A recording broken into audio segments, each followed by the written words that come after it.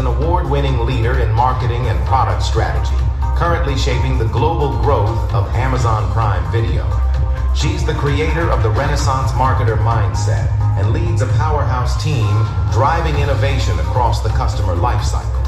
Please join me in welcoming her to the stage for the e-Curacao Business Seminar. Here is Rose Jia.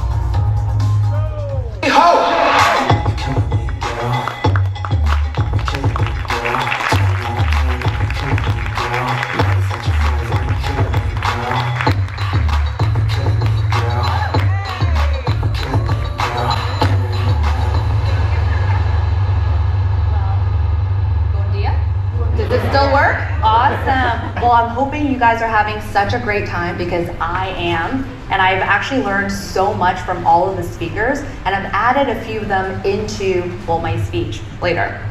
But I'm so excited to be here. We got lots of stuff to talk about. But first, let me ask you guys a few questions. Outside of this wonderful room, do you feel like maybe the economy is a little uncertain? How many, raise your hands, how many people feel a little bit worried about inflation? All right, I see a lot of hands. Tariffs, a few more hands. AI, we talk a lot about AI. Yeah, there's a lot of feelings of worry.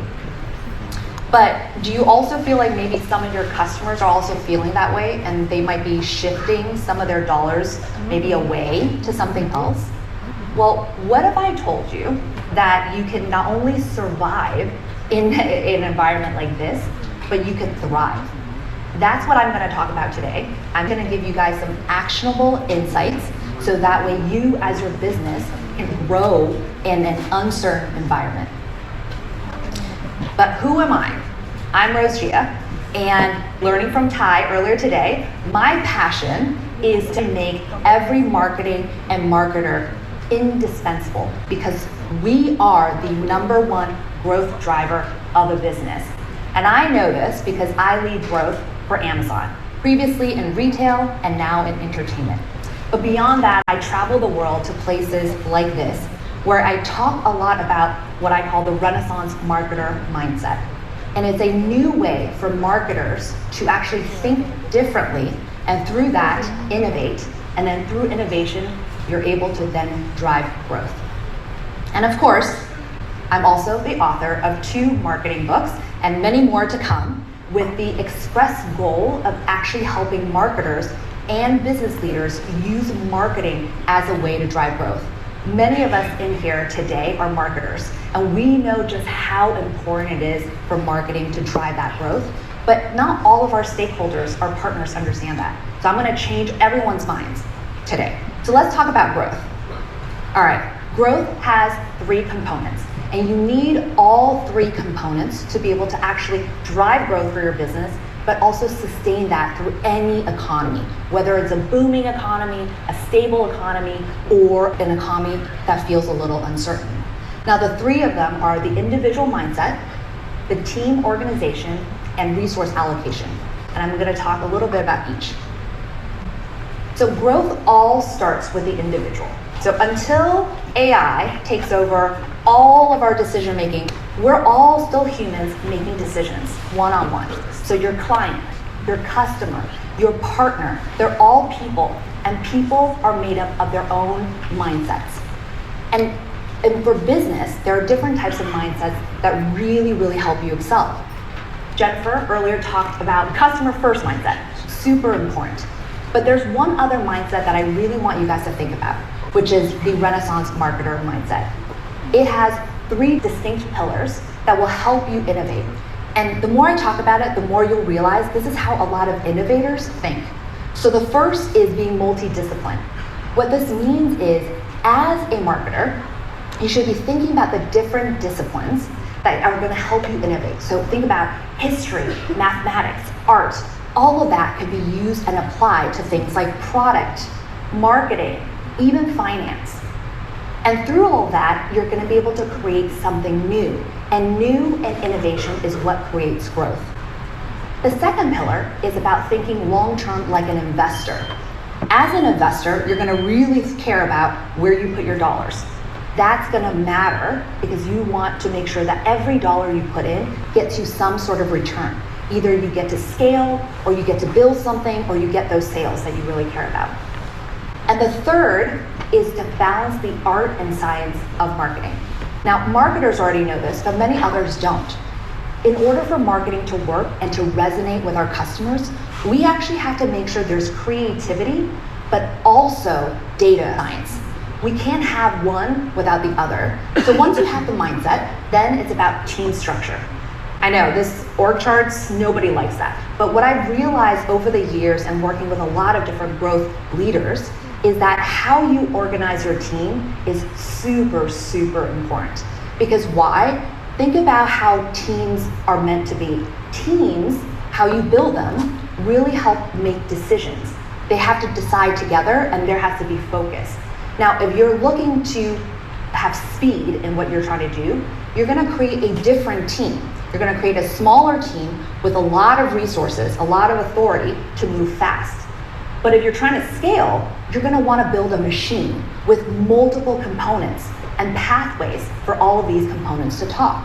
That team and that structure looks very different from a team that's trying to run and move fast.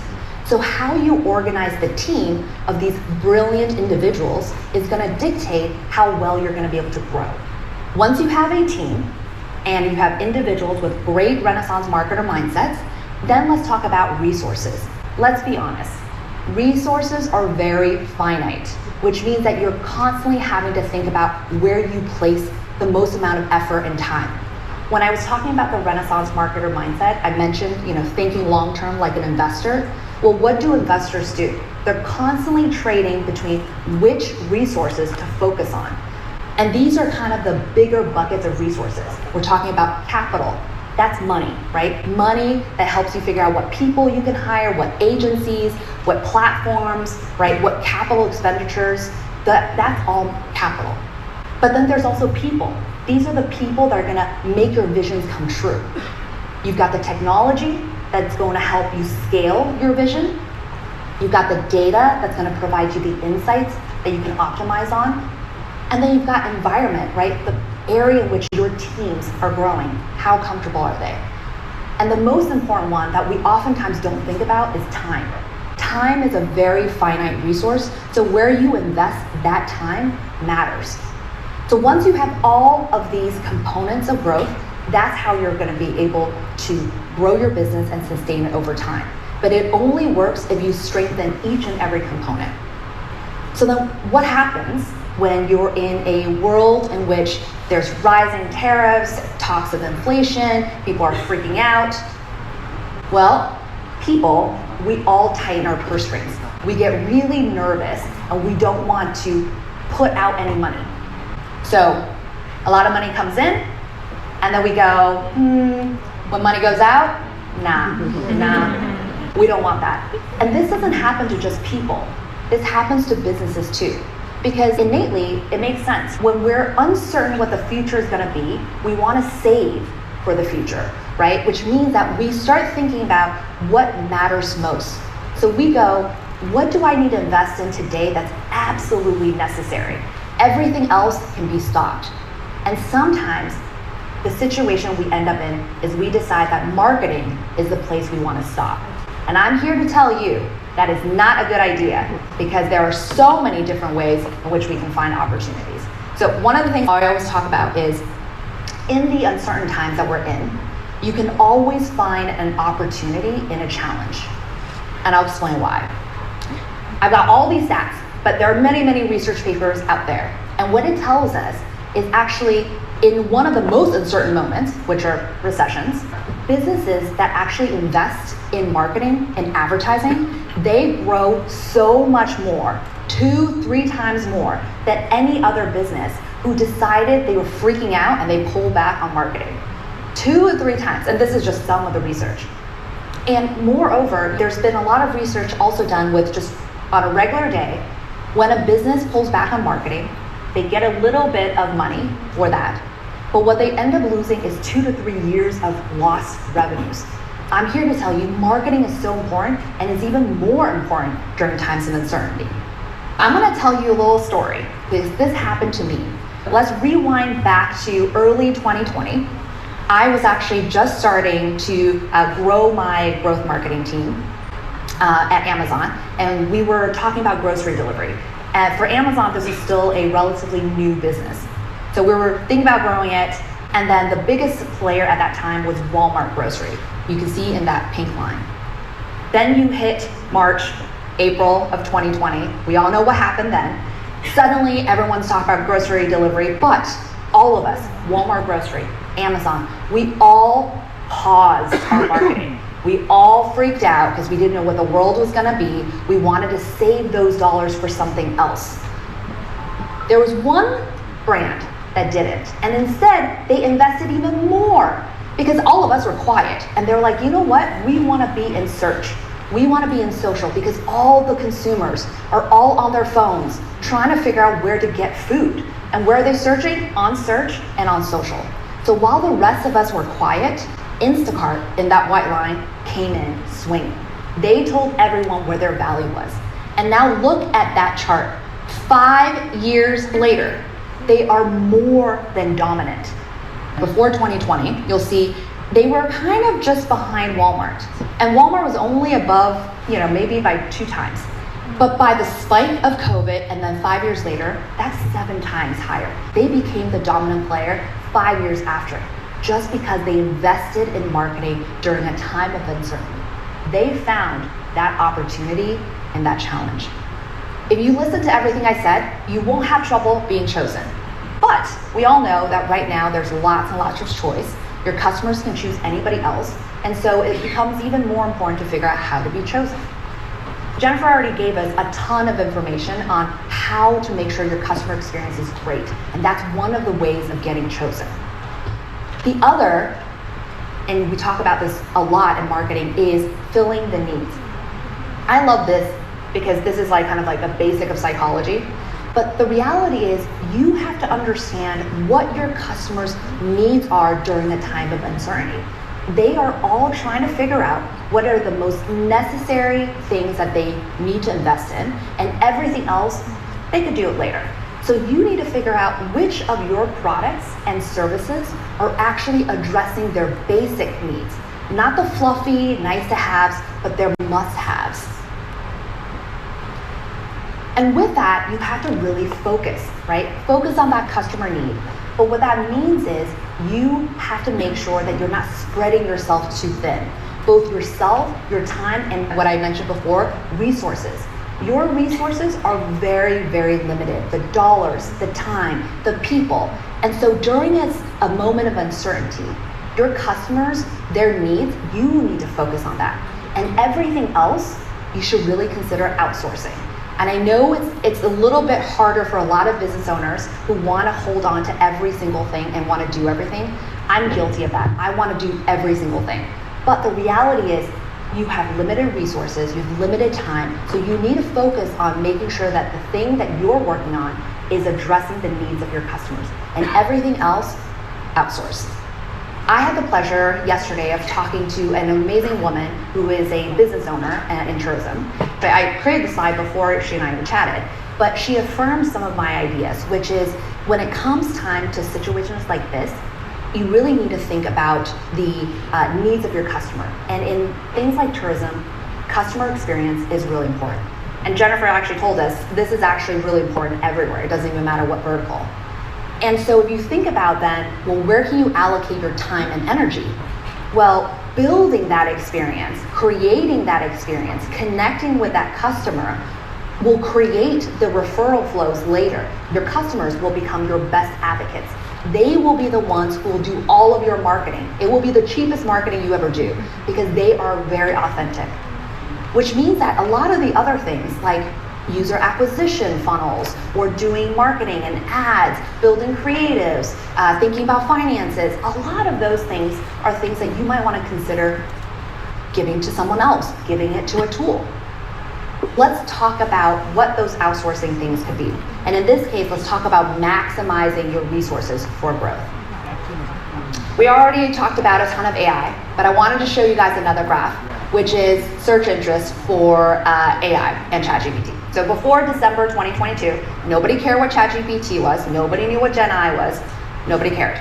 But then afterwards, suddenly you've got Gemini, another model, you've got all these different models. And I wanted to compare to another global phenomenon, Taylor Swift.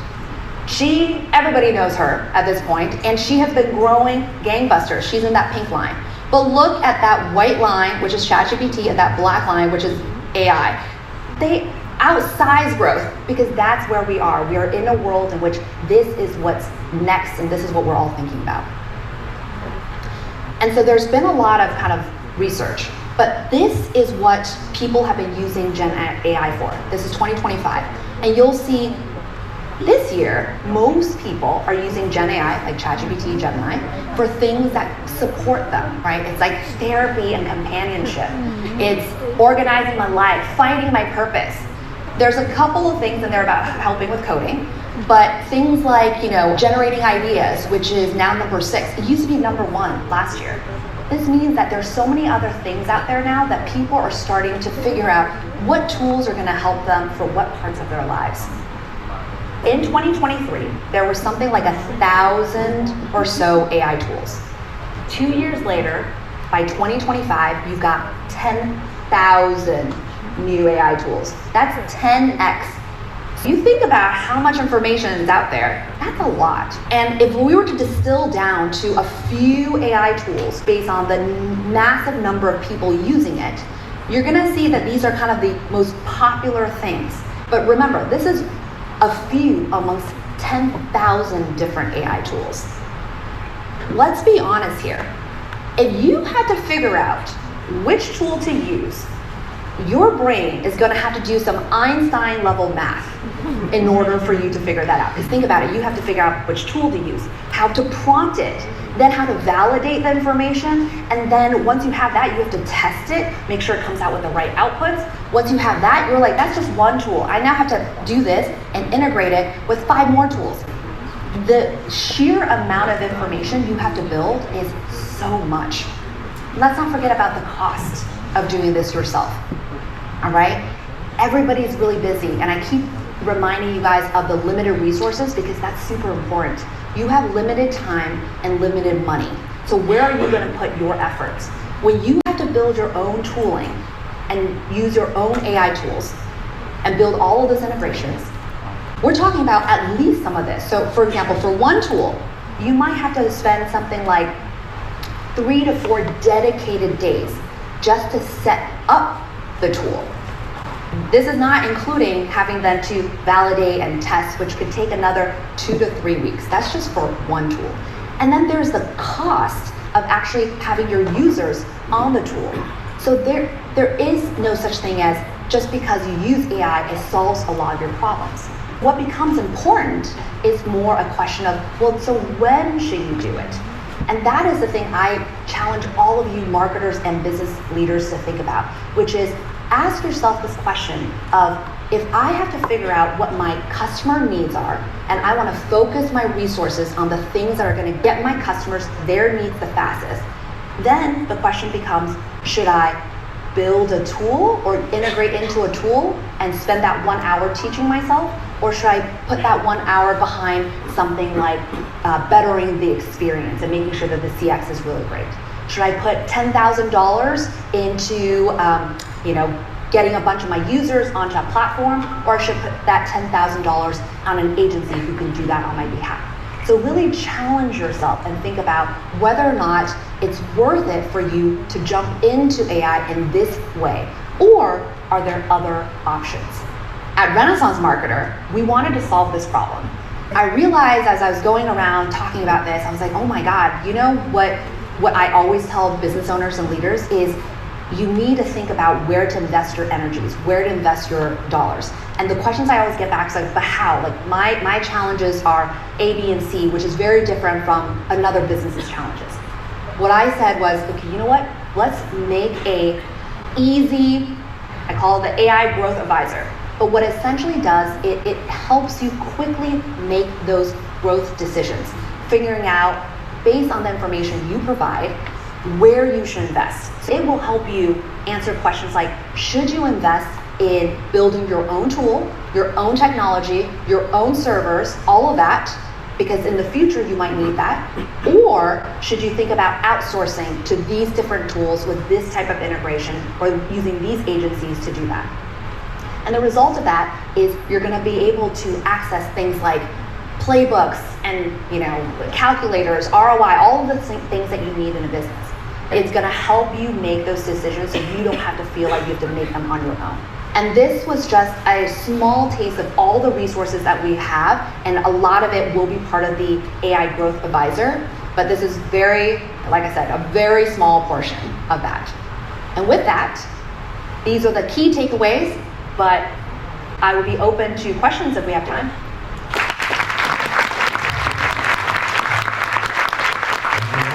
Thank you so much, Rose. If we have questions out of the audience, please stand up so that our volunteers can go your way. Yes, we have one here in the front. Mondari. Hi, thanks for the presentation, very great. One of the points you mentioned in the beginning is people are using AI to share or to ask for companionship. So they share their personal information with AI. But the question is, how safe is it for the people using it to share the information with AI? That's a great question. I would say first, I'll caveat it, I'm not the authority to be able to answer this in the most brilliant way, but I can tell you based on some of the research I've done that with any information you give out, there is definitely a challenge because that information will be used. And nobody here, I bet, unless you're a lawyer, is reading those terms of agreement. And so, unfortunately, I would say when you give out that private information, that information will probably be used in some capacity. It all depends on the platform. But at the same time, what I will say is a lot of information is typically used on an aggregate way. So they're combining it across the board and trying to find patterns. And one of the things, and I had a lovely chat with the other speakers, is unfortunately in the world that we live in today, most of your information is already out there. And so it becomes a balancing act of how much information do you want out of these systems, out of these models, versus how worried you are about the very identifiable personal information. So my caveat is always be mindful of what you put in. So maybe don't put in your social security numbers or your credit card information, but maybe it's okay if you want to share a little bit more personal information to get a little bit more information back. Thank you. Thank you. We have time for one more. Thank you so much. My name is Kirsten. I really enjoyed your talk. I was making some notes on my phone. I really resonated also with your idea of the Renaissance digital marketeer. And back when I used to work in Holland, they always used to tell me, hey, it's good that you actually focus to become, not a jack of all trades, but focus on one skill specific. Basically what I'm trying to ask is in smaller or emerging markets, how do you prioritize which disciplines to lean into first? Oh, I love this question. And I actually would say a couple of years ago, 100% focusing on a specific discipline was really helpful. But now in the age of AI will take that discipline and know it even better than you. So what makes you actually very valuable is the ability to connect more dots across more disciplines. So being a generalist now is more valuable than being very good at just one niche thing. Because if you think about it, if I were a copywriter, right, I can now have AI do all of the copy variations so much faster than a human could ever do. But if I were to say, hey, I need someone who knows this copy and connect it with the marketing so I can create the creative and it has the emotional resonance and it connects to the ROI. AI is not able to do that unless someone's telling it like step by step by step. So my advice is 100% go for a generalist mindset, and the Renaissance marketer mindset is meant to help you be this relevant and future-proof. Thank you so much for, especially my generation, which is Gen Z. It's very important for us to basically maintain our job and also get our job and also stay relevant throughout the years. So yeah, sometimes it's good to see things from both perspectives, but I'm definitely going to go with your advice. Thank you. Excellent. Thank you. Once again, ladies and gentlemen, big applause for Rose Jia. We'll be back in just 1 minute with a special guest.